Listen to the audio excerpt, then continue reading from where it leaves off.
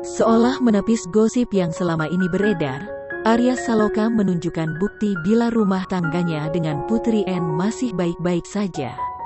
Hal itu terbukti ketika mereka sekeluarga jalan-jalan di mall. Ya, saat ini momen sehari-hari bersama keluarga di rumah adalah hal langka bagi Arya Saloka. Hal itu tak lepas dari kesibukannya berperan sebagai Aldebaran di sinetron Ikatan Cinta.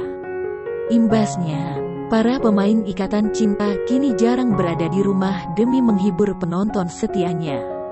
Praktis pula, Putri N kini harus menghadapi kenyataan lebih sering habiskan waktu bersama putranya berdua saja.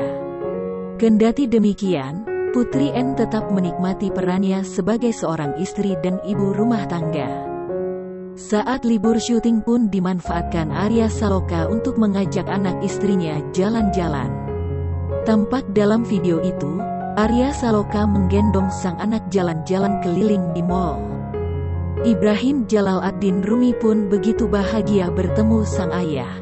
Banyak yang merasa bahagia melihat keluarga kecil Arya Saloka dan Putri N begitu harmonis.